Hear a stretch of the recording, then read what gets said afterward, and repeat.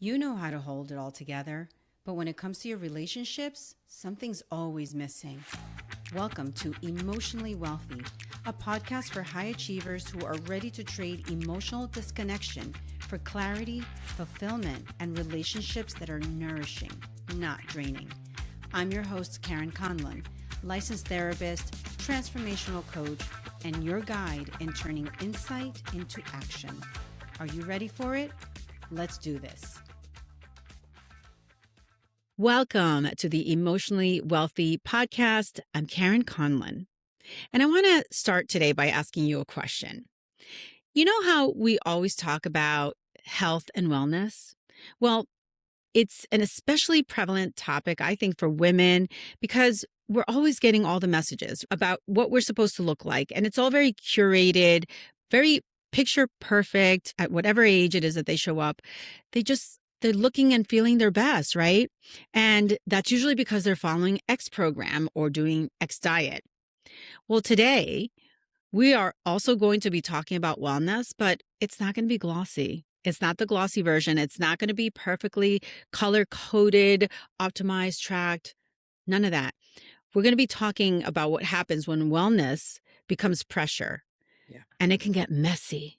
Because if you've ever felt like you were doing everything right and you still felt exhausted, anxious, or disconnected from your body, well, this episode is going to hit home.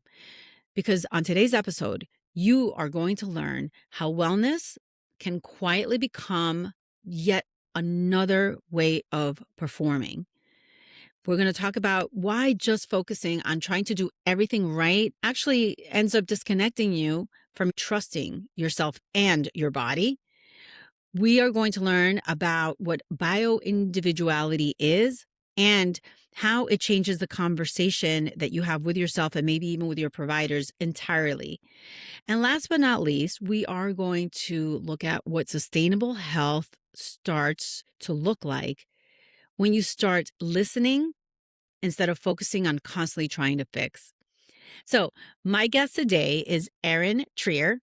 Erin is a women's wellness and empowerment coach specializing in bio-individual health for moms and women in midlife stage. Apart from also being the host of an amazing podcast that I love called Empowered in Health, she holds a master's in social work and certifications in functional health coaching with a focus on women's health and wellness. After her own health began to decline at age 38, despite her also trying to do everything that she thought was right, Erin found herself dismantling her entire understanding of what wellness is and needing to start over and rebuilding from the inside out. Today, you and I get the benefit of all of those challenges and all of that hard work that she had to go through as she talks to us today about how to simplify health, how to reduce overwhelm, and how to reconnect with our natural rhythms through her program, The Empower Method, which I am very excited to share with you. So today's conversation, everyone, is really about coming back to your body instead of fighting it and regaining that self-trust in it. I'm so glad that you're here for it. Erin, welcome to Emotionally Wealthy. Thanks for being here. Oh my goodness, Karen, that was just so kind. So kind. And I'm so grateful to have the opportunity to share my story, but to also just encourage and empower women. You know, we've connected in a variety of different ways. And I know we have this similar mission to normalize conversations around things that feel a little bit more challenging or hard. Yeah. And just encouraging women to know, like, you're not the only one. And we want to bring light to these important topics. So thanks again for having me. Absolutely. And I really think that your journey is so specifically amazing because you saw yourself through all these life transitions. We know what happens to our bodies, our minds when we're going through pregnancies, and you've had four. You have also gone through like bouts with health and wellness and illness, just really getting through that, through all of those different stages. So I agree with you that this isn't something that we talk about enough. So with all that being said, I'd love to start with you, Erin. If you could maybe tell us a little bit more about who you were before you became a wellness coach and the voice of women's health and wellness that you are today. Kind of looking back at your early life, what were some of the messages you would say that you absorbed about health and discipline and productivity, or even body image? Like what were some of those messages that you took with you and shaped your life well before you came into awareness that something needed to change? That is such a great question. And, when I really think back to who I was before I was a wellness coach, Yeah. really before I was a mom, right? I kind of reflect back to my teen years, early college years, into Yeah. my early adulthood years. And I grew up an athlete. I was a very active kid. And the mentality that I started to adopt related to taking care of yourself was this concept of as long as you're working harder and really moving your body, that's all you have to do.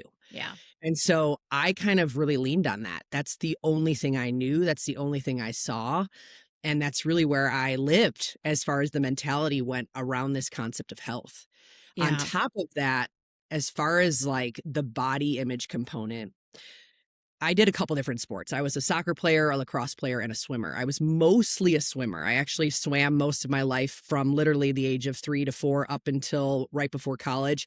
And then after that, I was a swim coach for all ages for almost 20 years. Wow. And I think when you are in a sport where you're kind of physically showing your body more, it becomes this very big thing that you're aware of. Yeah. And I remember times of comparing myself a lot.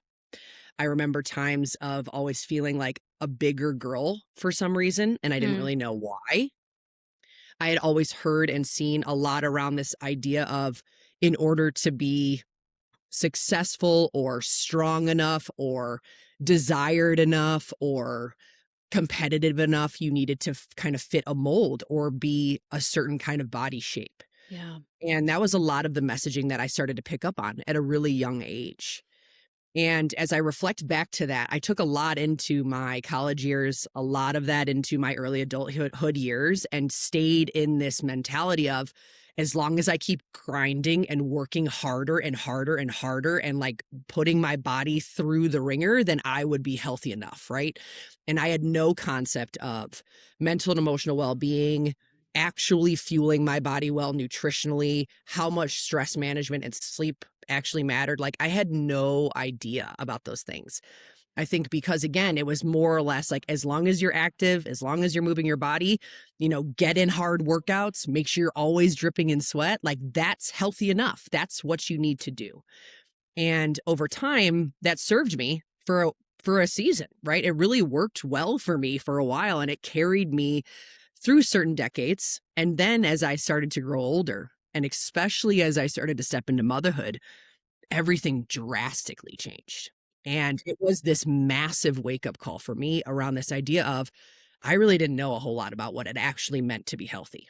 Like I knew that being active was important because that's Yeah. what I adopted and that's what I was told and shown and all the things. But I had no concept of the broader holistic picture that actually matters as we grow older, as our health evolves, and especially as we think about longevity. And so for me, that's kind of where I started and really what has led me to this total evolution of where I am now. There were so many pearls of wisdom and nuggets of information that I personally took from everything that you said. The first thing that came up for me was around wellness having become a performance to a Yep. certain degree, right? And especially when you were talking about how, well, dripping in sweat, and as long as I was moving, all of those things that you talked about were external, almost in a way, things that you could measure, Yep. right? Because if you're sweating and you can see it on your clothes, that must mean that I'm doing something right. Yep. Or if you are not resting and just constantly moving, well, it must mean that you're doing something right. It sounds like a lot of the way that you were defining health was really based on a lot of the stuff that you were told or that maybe you assumed. Exactly right. And it was this very small, one-sided picture. And that's really the biggest evolution that I've gone through is this massive understanding of how health, when we think about whole wellness, when we think about what actually serves our bodies from the inside out and our brains, it's so much more than this Yeah. one little component. And I grew up for most of my life thinking it was just this one little thing that I had to focus on. As long as I was doing that, everything else would be figured out. Everything else would fall into place. And again, it was a massive wake up call for me as I grew older and as my body changed, as my brain changed, like you talked about, I've had 4 pregnancies, et cetera, like so much adjusted in my physiology. And Yeah. with that came a lot of unlearning and a lot of relearning what I actually needed to do to take care of myself. Do you feel, Erin, that as you started to shift in terms of your life, let's just start there, right? Like there were changes in your life, which meant changes in your lifestyle. When we have children, there's a lot of focusing on the children and their needs, and their needs are not just the basic uh, eat, Yeah. sleep, change a diaper, poopy diaper, and go, Yep. right? Like then as they continue to grow, there are activities and there's play dates and there's a whole bunch of other things. I'm curious about your identity Yeah. and what may be shifted there because you came to awareness at around age 38, right? And maybe there was a shift there around how you defined healthy, or Yeah. maybe that's where it started. But I'm really curious about you identified as an athlete Yeah. and then became a mom. What were some of the mental shifts also that you went through as you needed to really change your perception of who you were? Yeah.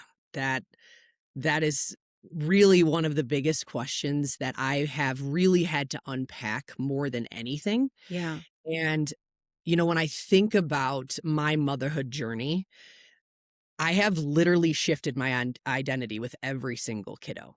And even beyond that, like I've still shifted again and again and again the older I've become and the more our family dynamic changes.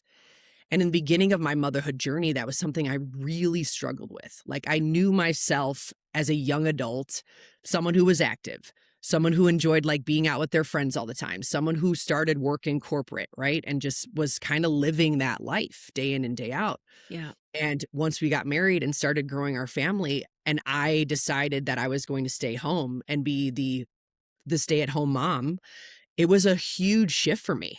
And I felt totally unearthed. I really didn't know exactly who I was or what my purpose was anymore. And that was very alarming for me because in a certain season of my life, I felt like, okay, I'm an active person that enjoys like living an active lifestyle. I'm a young adult who is living a corporate life and living in a city and going out with friends on the weekends. And, I'm living this life. I'm figuring out who I am and stepping into who I was as a woman. And then Yeah. once motherhood came, I had no idea who I was as a woman anymore. I just became mom. And as I started to really embrace being a mom, it was the most amazing gift in my life.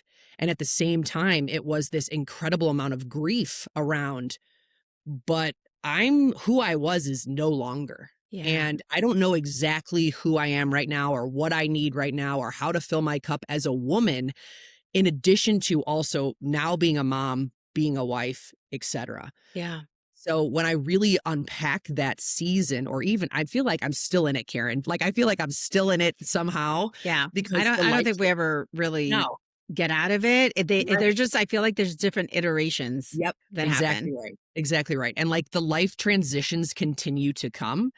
And side note, like I've always dreamed up writing a book about this journey I've had and what women go through because the life transitions never end. And every time you feel like, okay, now I have a little bit of a grip and now I feel a little more settled, the next transition comes. And that's really what I've experienced in my identity shift. And so for me, as I kind of reflect back, a lot of it has been around this idea of who really am I in addition to being a mom, and how do I make sure that I'm nurturing that person? Like, how do I make sure I'm filling my individual cup as a woman? And that's been an ever evolving journey and a lot of unpacking and unlearning. And to your point, kind of really revisiting what did I really think was healthy success, et cetera, in my past and what actually fits now. Yeah. And, as I've reflected through that process, it's been this, again, never ending evolution of trying to really figure that out along the way. And so it's a journey for sure. When you talk about filling your cup as a mother, as an individual, versus just focusing on being a mother, and the question that I have for you around that is, I guess, twofold. Number one is, did that ever stop? Did you ever stop to say, this is enough or this is good enough? So, or was it still this focus on doing everything right? And then the other question is, what about you and your feelings when you did try to take care of yourself? When you did try to say to yourself, you know what, this is okay, this is enough. What kind of feelings were related to trying to just focus on yourself? What did you feel? I, when I think about really reflecting on this idea of shelving my ambition, which is honestly what I really had to kind of come to terms with in the beginning of my motherhood journey, it was extremely hard for me. And, I also had this specific narrative in my head of what success looked like, right? If I Yeah. was going to be successful in life, this was the exact path I had to take. And as that path did not happen at all, it was, again, very alarming for me. What do I do now? How do I make a difference? How do I add value here? What is my purpose? And so for me, I had to really figure out, I don't want to say shelving my ambition, but it was more or less like a recalibration of what that really needed to look like day in and day out because my life had changed, because I had multiple kids, because I was staying home and running our house, because life wasn't exactly what I had dreamed up it would be. Yeah. And, with that journey, again, I talked about this already. There was a lot of grief. Like there was a lot of, but wait a minute, this isn't what I dreamed up. This isn't exactly the story I thought would happen. But at the same time, I wrestled with very real feelings of feeling so grateful and content in some ways, but then also like, how am I still being ambitious? How am I still adding value? How am I still adding purpose to the world? And that was my mindset. Like I felt a lot of this pull around, if I'm not going out of the four walls of my home and doing something, then who am I? Who am I and what am I actually adding to the society we live in? And when I think about this concept of also trying to pour into myself while managing that dynamic in my brain, there was so much guilt. There was so much shame. There was so much, how dare you try to figure out also taking care of just you or pouring time into just you on top of all of this identity and responsibility shifting. Now, like, how did I actually feel? How did I actually manage it?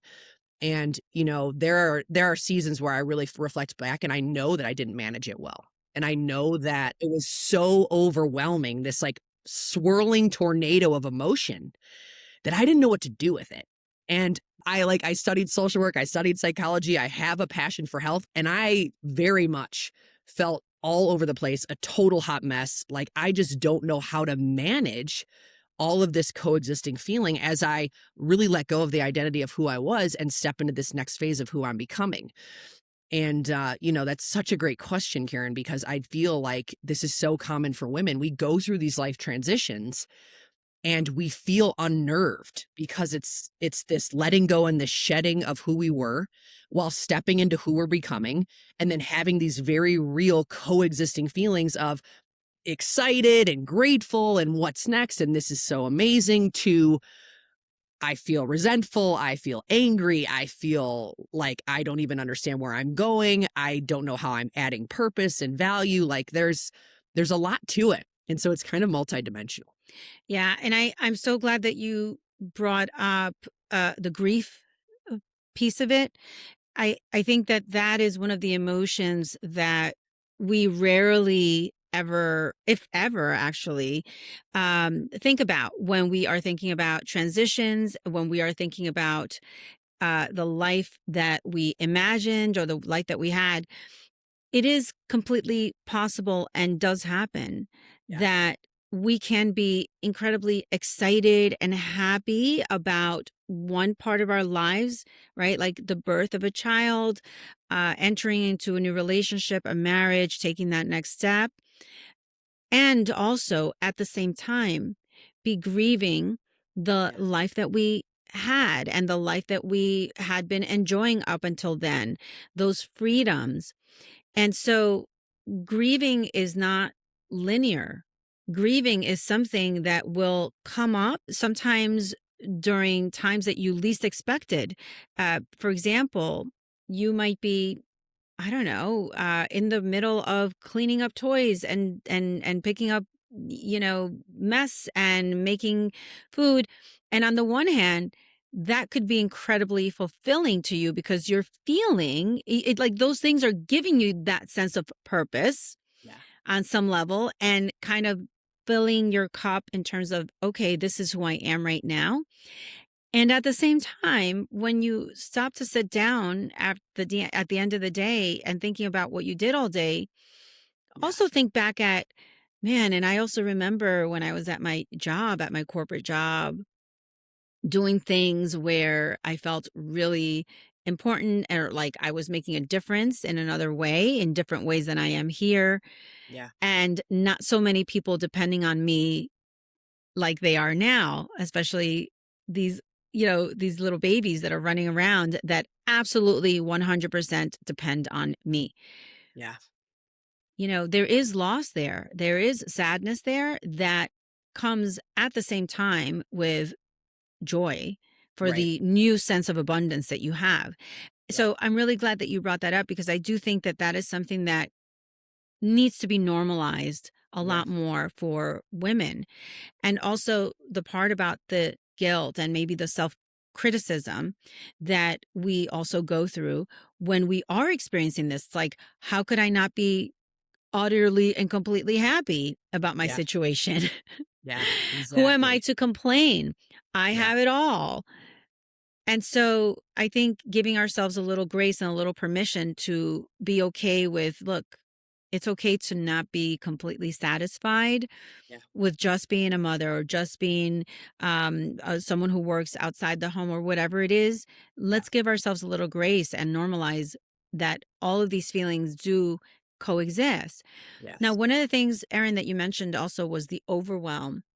And I'd love for you to maybe tell me more about that invisible cycle of Yeah. overwhelm that happens for busy moms. It is invisible. It's not the Yeah. kind of thing that's out there and we're talking about it, but we're feeling the effects of it. Yes. It's 100%. 100%. And I love that you said it's invisible because mentally and emotionally it is invisible. However, physically, it starts to show up. Oh, yeah.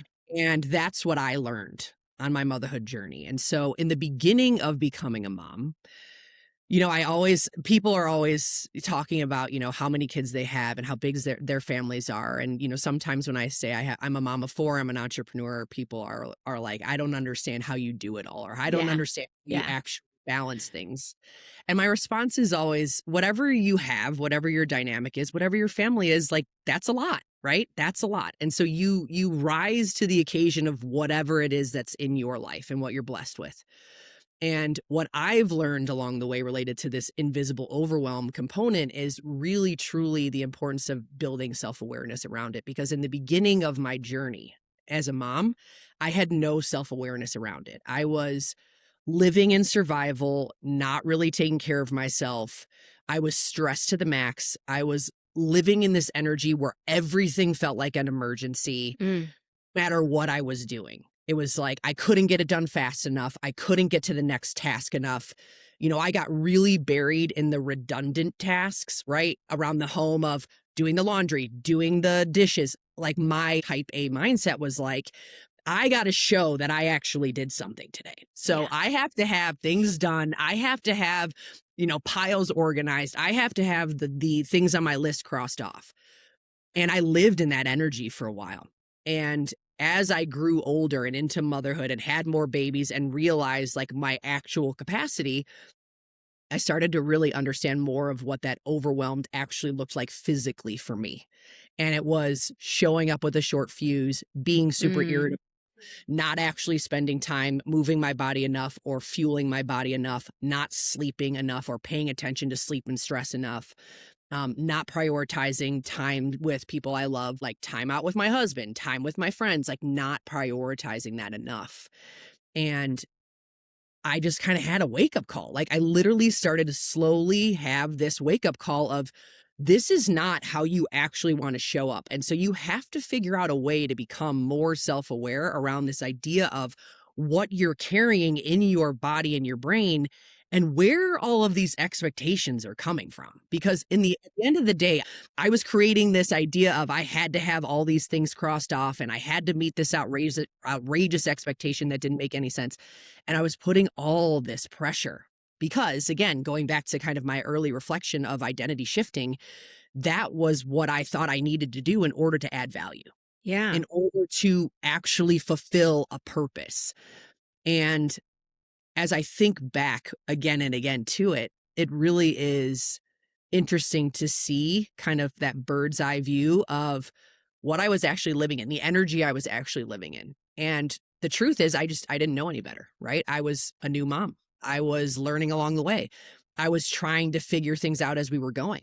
And, part of our family story is after our second baby, we uncovered a really significant genetic disorder for my son. And then before we had our third baby, we moved across the country away from family. And so, Oh, again, all of these life transitions of me having to recalibrate and figure out all of these new layers of overwhelm. What was I going to do about it? How was I going to build more self awareness around it?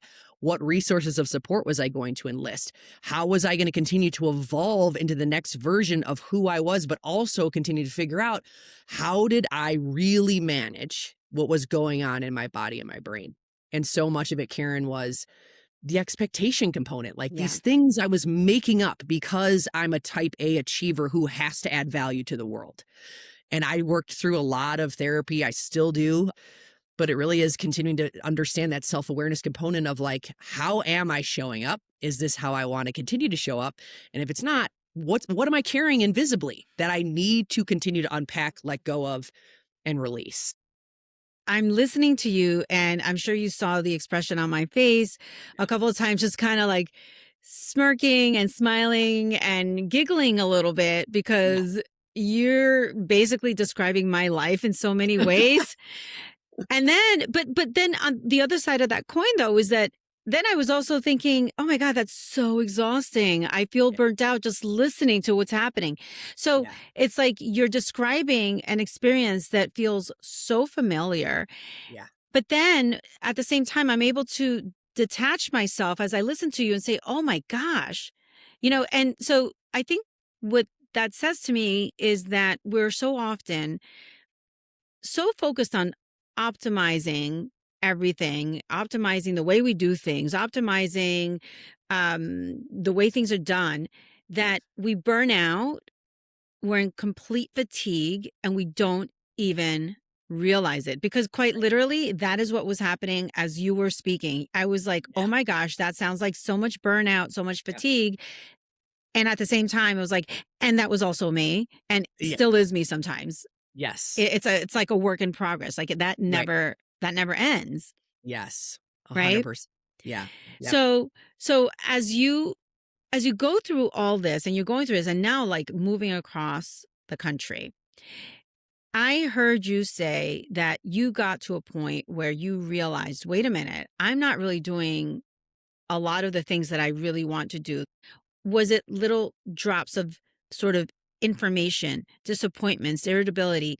What happened to start bringing you into that awareness that the way that you're doing things is no longer working? It's just not serving you anymore. It's kind of twofold. I feel like in a lot of ways, it was a slow burning, right? Like a slow drop in the bucket along the way.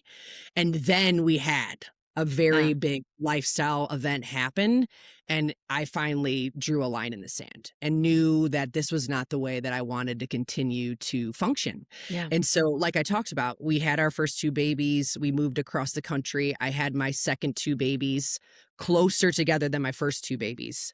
And there was a 4-year gap between our first two and our second two. And alongside having our third and fourth baby, we were also starting to learn about our son's very rare genetic disorder, which has been very eye opening for us as far as inside out health and wellness, Mm. healthcare system, just a lot of learning about what it is that he actually needs and what his life is going to look like and how that's affected our family. And so all of this was happening right alongside the beginning of 2020. And we all know what happened in 2020. Yeah. I mean, for anybody who listens to this episode a little bit later on, 2020 was right in the midst of COVID Yep. 19. So Yes. a global pandemic. Global pandemic Yeah. pandemic. And, at that point, right at the beginning of 2020, I was 4, 5-ish months postpartum. I had Mm. a toddler. We were learning about my son's genetic disorder. My oldest was 8 at the time. Everything was shut down. I all of a sudden had to homeschool, breastfeed, figure out what our son needed genetically as far as like extra needs go. Gosh. I also was trying to take care of myself, and it just felt like this perfect storm of this is not the way. Yeah. This is not the way. And that was really when I learned that the way that I was functioning, not only in my day to day as a mom, but also like how I was trying to take care of myself, the health like practices that I was leaning on, like it all just became this perfect storm of this is no longer serving me. So what do I need to do? Yeah. And it kind of started me on this totally new journey of figuring out what I needed as a bio-individual person. And we'll talk Mm. more about this, but it essentially meant like I am unique to every single other person, just like every single one of us. And everything that I was trying to do, trying to adopt, trying to implement, trying to make work, so to speak, just really wasn't working. It wasn't serving me in the season of life I was in. It wasn't serving me as a mom of 4. It wasn't serving me for my age. It was like whatever, insert blank. And that's really what it was. That combination of all of those things led me to I have to continue to figure out something different and Yeah. really get into understanding my uniqueness, how I'm built, and truly what feels manageable and sustainable for the life I'm actually leading, not the one I thought I was going to lead, not the one that everybody else is leading. What am I actually doing? And what do I truly need in order to feel my best? And so to kind of answer your question there, Karen, it was a little bit of both. I knew that it was there, but I wasn't really sure how to do a whole lot about it because I was just kind of buried and surviving day to day. Yeah. And again, the combination of all the things plus 2020 plus whatever, that was when I really knew I can't do this anymore. I'm literally not going to ever be able to show up the way I really crave and want to as a wife, as a mom, as a friend, etc. if I don't change something. And so that was my big shift. Yeah. And all of that tracking and doing and implementing of or trying to implement systems and all of that, when we're so focused on these things, we tend to lose sight of the fact that life can throw something at us at any moment, and all of those things can go out the window. Yep. And so if we are so invested in just making sure that we're following this particular thing Yep. without flexibility, Right. then it's going to be very difficult to adjust. So I'm glad that you brought that up as well, because there is, look, there's comfort sometimes in having a certain level of rigidity with certain Yep. things. And as you very eloquently explained here, you could plan as much as you want, but sometimes life is going to do what it does. Yep. And you're either going to lean in and pivot or you're not. Yep. And when you don't, life becomes a lot more difficult. That's the irony, is that we Yeah. think that if we continue to try to focus on controlling things, that things get better or easier. Yeah. And if we're not flexible, they actually get a lot harder. Yep. So I So with that being said, I really want to hone in a little bit more on bio-individuality. Can you explain to us what that is exactly? What does it mean for a person as an individual Yeah. to be in the space of bio-individuality and Yeah. what it looks like, all the things? Yeah. Yeah. Yeah. One of the things that I like to share as far as my story goes is kind of my evolution as a coach. And so when I first started health and wellness coaching, I started more in the network marketing space and I was leading women through one size fits all programs. And that worked for a while because it was easy, it was fast, you could do it from home, it was simple to follow for the most part. And that is where I really started in a capacity when I was taking care of myself as a mom. Hmm. And I'm so grateful for that season. I learned a lot about what works. I learned even more about what doesn't work. And now, with where I am and what I've learned, especially in the past 5 years, is to your point, this concept of bio individual health. And when I talk to people about this, this is the best way I describe it. Essentially, bio individuality means you are unique. You have a very unique genetic makeup, lifestyle, habits, routines. Whatever you do in your day to day is not like anybody else. And as women, this other concept that we haven't been educated about is how much our physiology truly evolves and changes through Yeah. different seasons of our life. Through Yeah. every decade, we are different, body and brain, and soul and spirit, really. But every single decade, we evolve into another version of ourselves. And for me, another part of my unearthing, like I talked about with the season of everything shifting in 2020 and beyond, the next big shift for me was, like you talked about in the beginning, when I turned 38 and I started to get into this midlife transition. And physiologically, I felt completely unglued again. Mm. And this time, I didn't really understand why. And what I've learned as a coach is there is this massive gap in knowledge and education for women around what actually happens with your physiology. What do you need to proactively understand and be prepared for related to hormonal changes, related to lifestyle shifting, related to how much more stress sensitive you become over time? What do you need to understand? We're not educated about it. I don't know about you, but what I learned about my physiology was in fifth grade. I went to health class. I knew eventually I was going to get a cycle. Here's what you do to get pregnant. Here's what you do not to get pregnant. And that was kind of it. Yep. There was nothing more about here's what's happening with your hormones. Here are the different hormones in your body. Here's what each one does. Here's what's going to happen when you get pregnant. Here's what's going to happen postpartum. Here's what's going to happen when you get to midlife. Here's what's going to happen when you hit menopause. Nothing. And there's a huge gap in knowledge and education for women around this idea of our physiology inevitably is going to change, but Yeah. we're not prepared for it. We're not educated about it. And so what happens is we start to internalize everything and feel like we're broken, we're missing something. We just have to try harder. We hear it from practitioners, from doctors, because there's this massive gap in overall knowledge and education. And so as a coach, specifically a functional women's health coach, my job is twofold. One, to help women understand that the body is an ecosystem. Nothing happens in isolation. From any symptom you have, from any diagnosis you're experiencing, from anything that you are struggling with, nothing happens in isolation. The body is a full-blown ecosystem. And the second part is you are wildly unique. You are bio-individual to you. So whatever plan or program or system or diet or whatever somebody else shares with you, most likely is not going to work for you Yeah.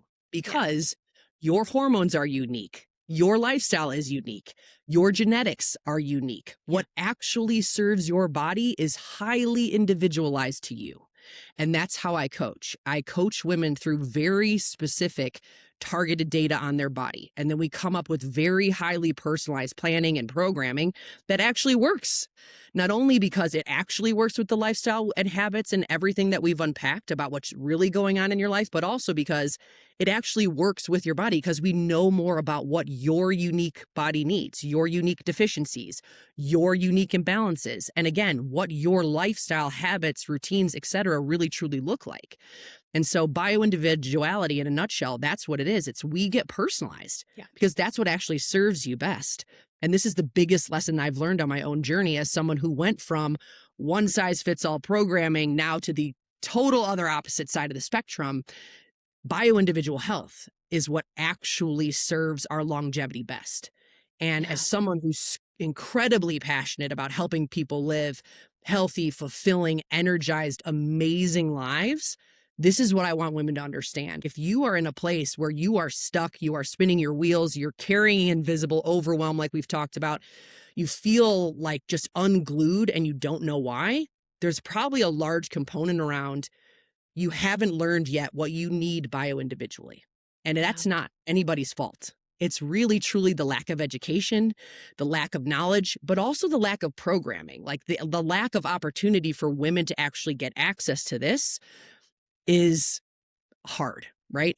There's a lot that we have to shift as a society and especially as a healthcare system that I pray about shifts every single day. But until then, it's how do we educate? How do we share our stories together?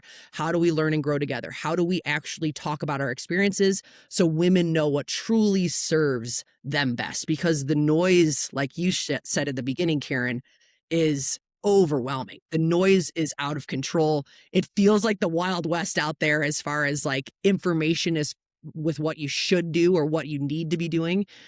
And whenever someone comes to me and asks me about the work I do, I talk about this concept of bio-individuality. Once we slow down and get back to this place of figuring out what really actually works for you, then we're on the right track, so to speak. I'm feverishly taking notes here and bullet points here as you're speaking because there's just so much here. I want to kind of summarize because I don't want people to miss any of this. The first thing is that we don't have enough education early enough. Yep. So those are two things. As I think about adolescents, for example, Yep. it's so important to understand what is shifting hormonally in their bodies so that they can understand why they are so tired more often, why maybe they might break out, or why they are one moment fine and, 2 minutes later can be completely irritable. I think it's so important to provide that education, not just so that they understand physically what's happening in their bodies, but also so that they don't see these mood shifts and the physical changes as deficits Right. or like there's something wrong with them. Right. No, there's nothing wrong with you. You're actually uh, perfectly normal in Yeah. your developmental stage. Yes. And I feel like that is one of the lessons that we need to give the younger generation a lot sooner and start Yes. normalizing what is happening to them and to their bodies, also mentally, psychologically, emotionally. Let's educate them. Yeah. And then the other thing too that came up also as you were talking is the fact that, man, it was so hard when I was going through these changes and menopausal and premenopausal, blah, blah, blah. It's just so hard to find someone that could talk to me about what was happening. And as a Right. matter of fact, I remember looking specifically for practitioners that focus on women's health, and I couldn't get an appointment, first of Right. all, or they were so far and few Yeah. that it was impossible for me to actually go see someone, and I had to rely on podcasts and Googling stuff or ChatGPT and stuff, and none of that replaces like what you and I are doing here or what you do with your clients, which is an ability to have a real conversation Right. and ask the questions and get responses that are fit to what you need. Right. There's so much there that still needs to get out, 100%. And I you think know? for me, Karen, one of the things that I'm really passionate about is helping women understand that it's not over. Like you're never too Yeah. far gone. You're never too like down the road that you can't be in a place where you feel amazing and clear-headed and energized and lean or whatever it is that your goal is. You're never too far down the road. And Yeah. the hardest part inside of our current system is, again, this gap in knowledge and education. And like I shared, I pray every day that this changes, that this becomes better accessible for women and families. And this becomes something that we can start to proactively understand. Quickly, I want to share a story about a client I just onboarded, and she is an amazing woman I've been in touch with for years. And she's been on this road, kind of like you shared, of trying to find practitioners, trying to work with people about her symptoms and how she feels. And she has a lot of stuff that she's been managing. And she's had testing done when she can, things that have been covered. A lot of it isn't covered by Yeah. insurance. Like that whole battle is a whole nother conversation. And she's kind of been led down this hamster wheel of just kind of going in circles. And so as she's started to do the work with me, one of the things that we've unpacked is this concept of how there really is a difference in scope of knowledge. And that's what's hard, because women are not really truly being led well right now. And so Right. you don't know where to start. I didn't know where to start. I didn't understand what was the most important thing to look at in the beginning. And that's the kind of knowledge I want women to understand. Like, there is a very productive and effective order of operations that you can execute on when you're working with a knowledgeable coach or practitioner that can help you feel energized, feel amazing in your skin, clear your head, help you get better sleep, help you manage stress. Like, there is a way, but to your point, it is challenging right now to find it. And so my goal as a coach is to empower women to know, like, it's never too late. You're never too far gone. Like, there's always a way. It's Yeah. just continuing to have these conversations so women know, like, who are the people I can talk to? Where can I ask the questions? Who's maybe gone through an experience that can share more with me and guide me and help me? Like, that's what needs to continue to happen. And so I'm so grateful to be able to have this conversation, Karen, because I think this is the stuff, to your point, that makes a real difference. Absolutely. Just sitting here talking to you has made me think about my own health journey and all of these challenges that I went through, that I sometimes still go through, and how difficult it is to find information. Um, Speaking of information, since we're on that, I want to ask you, what are some key things that women need to understand about hormonal shifts and their natural rhythms? What are some things that you can share with us that women might be able to walk away with? Yeah, the biggest thing to understand is physiologically we are different people every single day. Every single day. And when we're in our teen years into early adulthood, potentially having babies, all of those things into perimenopause, like, all of that is pretty predictable. And then once you get into like later perimenopause, into the menopause transition, again, physiologically, we are changing in some capacity because our hormones shift, our hormones change. And one of the concepts I learned from one of my mentors about the female endocrine system is how wildly interconnected it is. And so our endocrine system is made up of 4 different components: our sex hormones, which is estrogen, progesterone, testosterone, our thyroid, our cortisol, which is essentially our stress hormone from our adrenals, and then our insulin/blood sugar, like what's going on with how we're fueling our body. What kind of blood sugar roller coasters are we on? So what we have to understand as we get into this midlife era, into menopause, et cetera, and our hormones start to fluctuate, that starts to make a big difference in all of the components of the endocrine system and the ecosystem. Things overall start to become more dysfunctional. And women don't understand this. We're not educated about it. And so instead we internalize, like you talked about. We start to beat ourselves up. We start to think that we're broken. We start to feel like we should just be trying harder or be more disciplined, and then everything will work like it once did, maybe. And that's not the way. And so what I want women to know about hormonal shifts is that they are extremely real. This is a very normal, anticipated, inevitable change that every single woman goes through, whether it's induced by something medical, surgery, etc., or it's the natural process that your individual body goes through. Like, we all go through this physiological change. Our hormones shift no matter what. Like, that's how we were created. And when you start to understand this bigger picture of, once my sex hormones specifically are starting to fluctuate, and it starts to throw off things like potentially my thyroid, potentially my insulin and my cortisol, potentially, even gut health, microbiome. We talked about that a little bit on my podcast too. Like, the ecosystem becomes more dysfunctional. Yeah. That's actually what's happening underneath the hood. And again, I want women to have more of this knowledge because it helps you start to understand and normalize this conversation around why you might be feeling certain symptoms, and then equips you with information on things to ask about, things to research, coaches or practitioners to look for that have more of this education that can guide you. I'm so grateful to have learned these things in my own journey, but also from incredible coaches, mentors, and practitioners I've worked with, because now I'm able to pay it forward and I'm Yeah. able to continue to trickle the information that actually will make a difference for women. And, it's not easy to come by, but it's such a necessity to continue to learn. I wish I had met you so much sooner. I feel like all the things that you talked about, the endocrine system, the sex hormones, the thyroid, the cortisol, the insulin, all of these things I have had to at some point address, Yep. but I didn't know that I had to address it until after something already bad happened or I Right. was feeling terrible. Do you know what Right. I mean?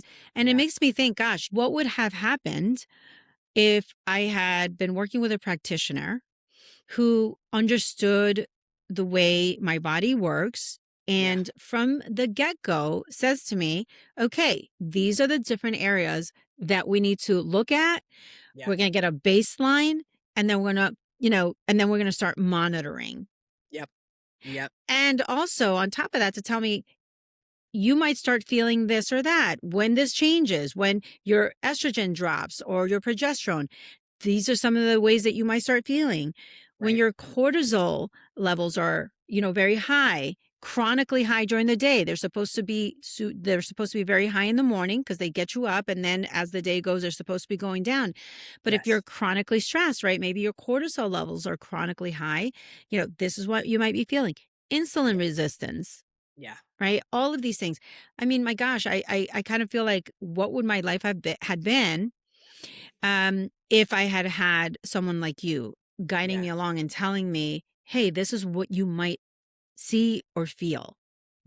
And I feel the same. I Mhm. think back to my journey and I think, what would I have done differently, or what could I Yeah. have learned sooner? Like, what would I have unpacked before I hit that massive wall at 38? Like, what could I have learned? What could I have proactively done?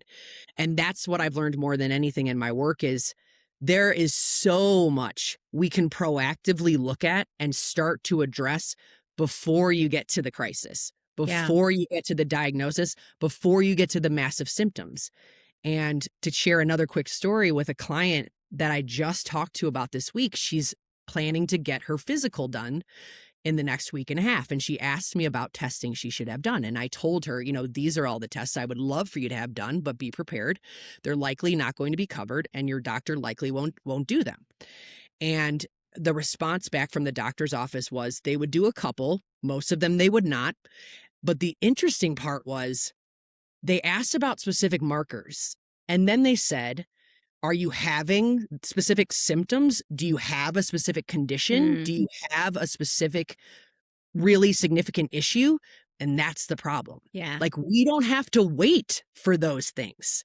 We can proactively take a look and identify patterns Yeah. so we can stay in this preventative headspace so we don't get to the place of, oh, yeah, now I do have a massive condition and now I have to address this. Yeah. And unfortunately, that's the hard part, right? Like, that's how our system right now, as it stands, is set up.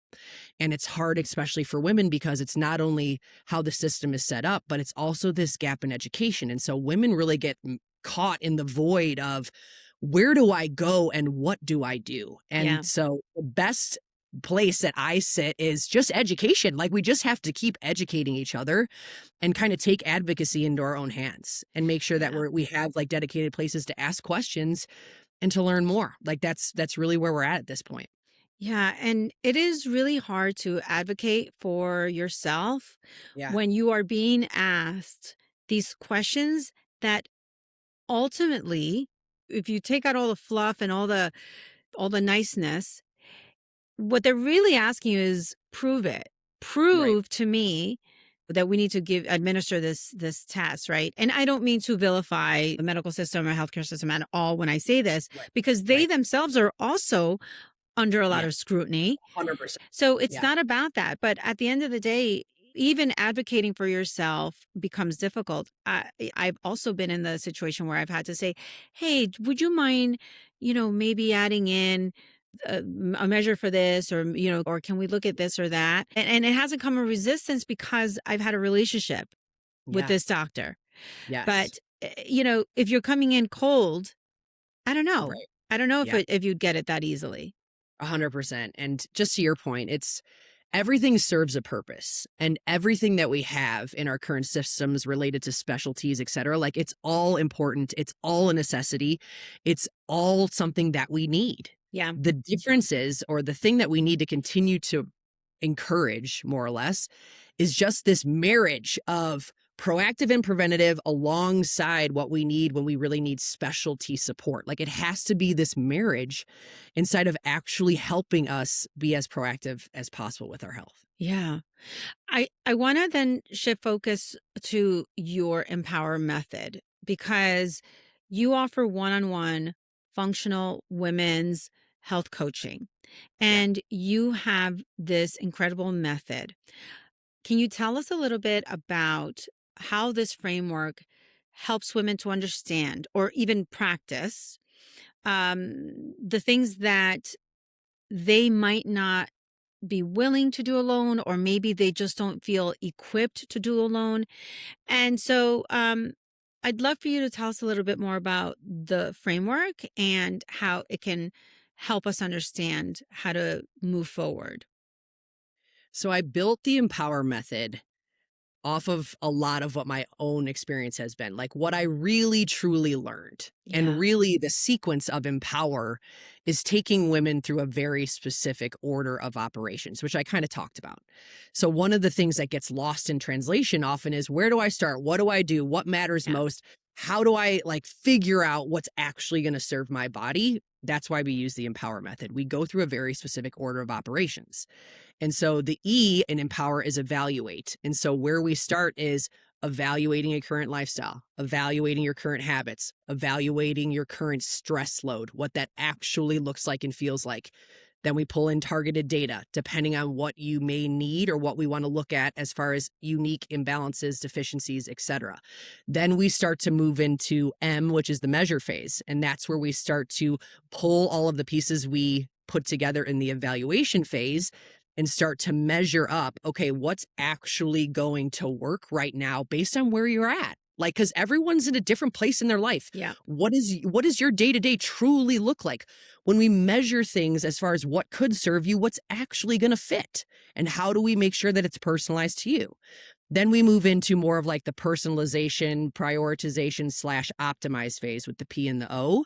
And that's where we really start to like craft a specific plan. We get very personalized with, what is nutrition going to look like? What is your movement going to look like?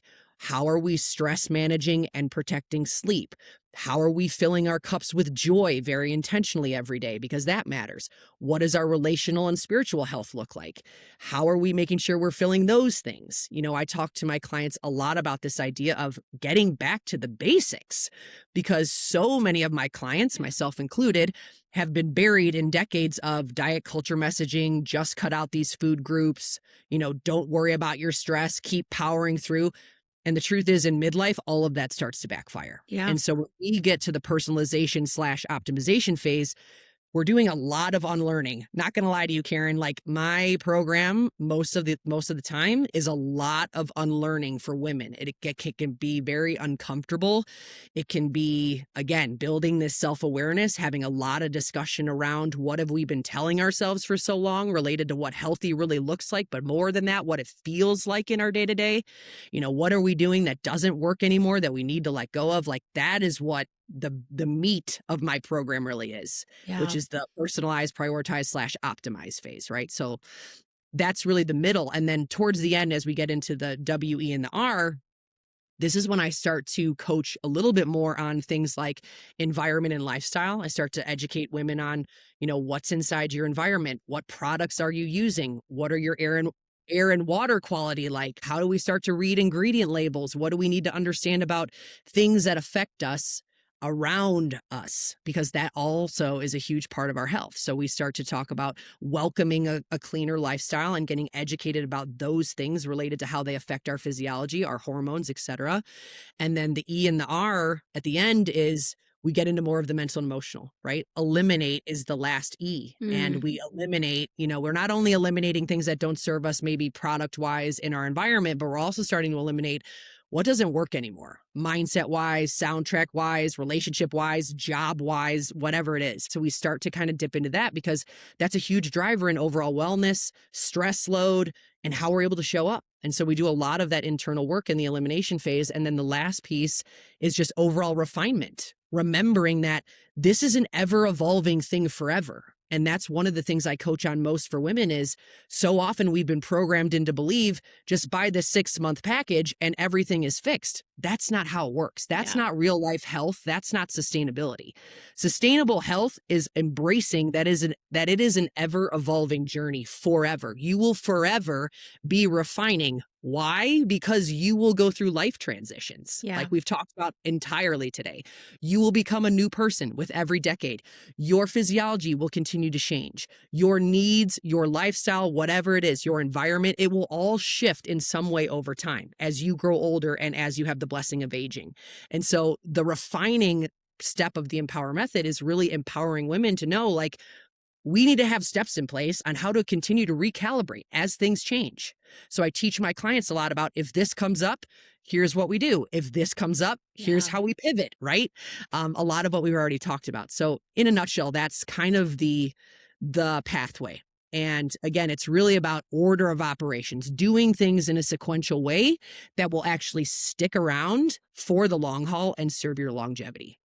Yeah. And the way that I'm envisioning your Empower Method is that all of the letters beforehand, the evaluate, prioritization, optimization, um, they're all foundational. That's the way I'm seeing this. It's that they're all foundational works Yeah. for the last piece, which is the longevity and continuous tweaking. But all Yes. of these set the foundation, the knowledge and the understanding of why that is Right. going to be necessary.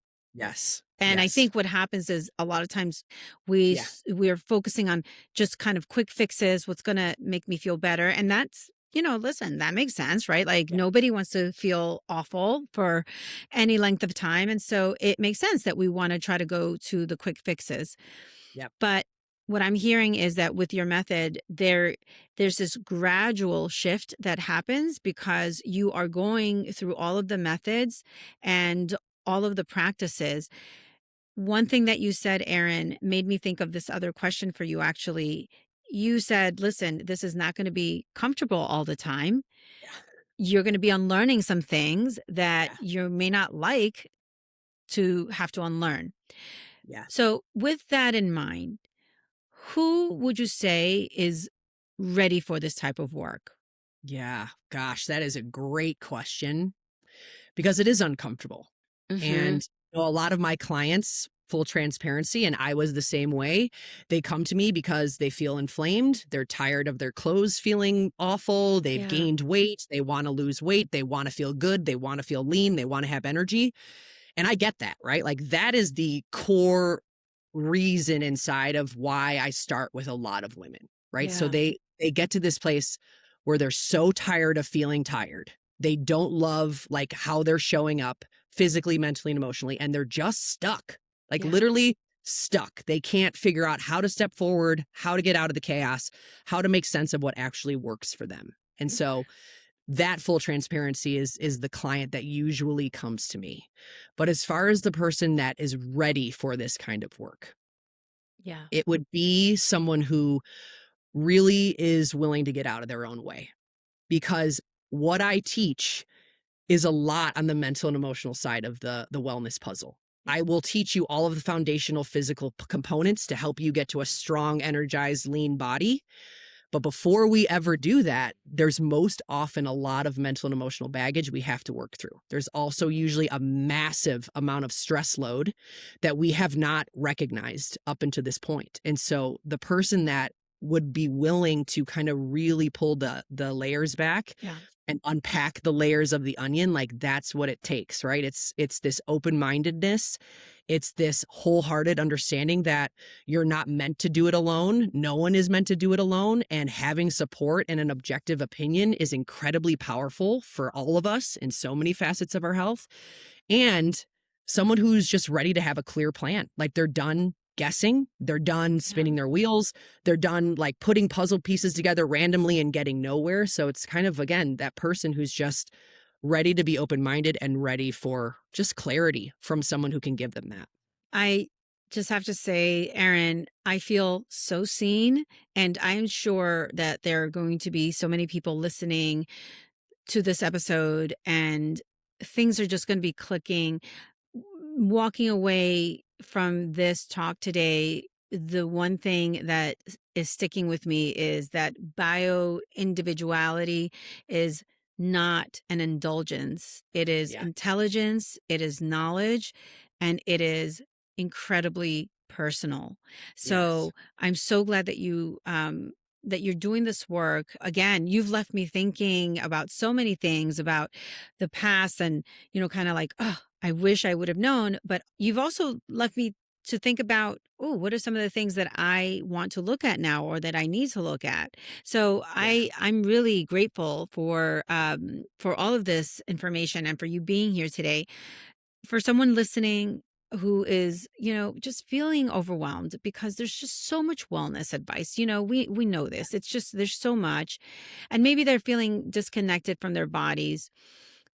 Can you give maybe one small or just gentle place where you would recommend that they start if all of this, or maybe even one little piece of this, is resonating and they've heard themselves in our talk today, but Yeah. they're not quite ready? They're not quite ready to get uncomfortable. Where would you recommend that they start? I would say manage your stress. Yeah. I would say stress is a driver of so much dysfunction in our body, way more than we even realize. And the truth of the matter is, especially as busy women who are doing all the things, taking care of all the people, working for the goals, helping teams, whatever it is, our stress load starts to backfire against our physiology. And Yeah. that is what keeps women stressed. And so if you are someone listening to this and you're trying to figure out a simple place to start, that is what I want to encourage you to do. Like, start really taking a moment to figure out how much stress are you actually carrying. Yeah. One of the quick practices I do with my clients in the beginning of my program is we do a full like calendar time audit, and we look at, tell me from the moment you get up to the time you go to bed, what every single minute and hour of your day looks like. And that is one of the best places to start, because you can see, like, how overscheduled am I? Do I have any white space? Do I have time for lunch and to go to the bathroom? Where do I need to recalibrate? Where do I need to outsource? Where do I need to ask for more support? Where do I need more boundaries? Like, that's a huge component to what we do. And so that would be the place I would tell any person to start, because it can be transformative with just being a little bit more eye-opening around, okay, I now understand why it's so hard to take care of myself, because I have no time for anything except everything else I've scheduled out on the calendar, right? Or Yeah. everything else pouring into. And so that awareness practice can be really helpful for just kind of starting to manage that stress and figuring out, like, what can I actually do to minimize that mental, emotional, physical load, because that will start to be a huge component to your overall wellness and longevity. Yeah, thank you for that. It's very doable, right? We're not asking anybody to make any big changes or big shifts. We're literally just asking, hey, take a look at your calendar today. Take a look at your calendar tomorrow. Is there anything that feels like, maybe we could Yeah. get rid of this? Do Yeah. we really need to do that? Right? Right. Right. Everything that you've said today is so relevant. Like I said before, I feel seen. I know that there's going to be people out there that are listening to this, and this is going to resonate so much. I have one final question for you, which I ask all of my guests. And because this is the Emotionally Wealthy podcast, I'd like to ask you, how would you define emotional wealth? Emotional wealth to me is just embracing and in stepping into who you wholeheartedly are. Hmm. and really showing yourself the same love and care that you give to everyone else. And I think for women, especially, this can be a big challenge. It can be something that feels selfish, or we feel guilty, or we have shame because we're doing this and not doing this, or whatever the story is that we've told ourselves. And I think when I really unpack emotional well being and I think of this concept of emotional wealth, that's what it is. It's being okay and giving yourself permission to say, I deserve this same love and care. I think for so many of us, we've spent seasons where that hasn't been the case. And we've felt like we've needed to justify. We've felt like we've needed to apologize. We felt like we've needed to prove ourselves in some way. And when you get to this place of really feeling grounded in your emotional health, you don't have to do that anymore. And that's the gift that every woman should really give themselves. Erin, you are the gift. So thank you so much. I cannot tell you how excited I am for this episode to come out, because this is the type of information that we need in order to see ourselves in a more holistic way, Yeah. and not compartmentalized. So thank you for that. For anyone who wants to work with you, reach out to you, or just maybe learn a little bit more about your Empower Method, where would be the best place for them to reach out to you? So I hang out most on Instagram. My Mhm. handle is Erin K. Trier. So ERIN and then the letter K and then TRIER. I also have a website, erintrier.com. And then I also have a free school community where women are able to come in off social media, offline, to get some encouragement. I have some basic trainings in there. It's a great place to ask questions and be in community. And so you can reach out to me at any point in time, and I'm happy to share my school information as well. Oh, amazing. Everyone, head over there right now. Erin, thank you so much again for all of your wealth of knowledge and sharing it with us here. I hope we get to talk again and do another segment on more important things related to women's health and wealth. Thank you so much, Karen. I appreciate you. Thank you. And thank you all for showing up for yourselves and for listening to the Emotionally Wealthy podcast. If this episode gave you insight, clarity, or a perspective that you needed today, please go ahead and share it with someone who you maybe feel might need it too. Or if you're enjoying the show, please leave a review, because it will help other people find these conversations. And until next time, stay curious, stay connected, and stay emotionally wealthy. See you next time.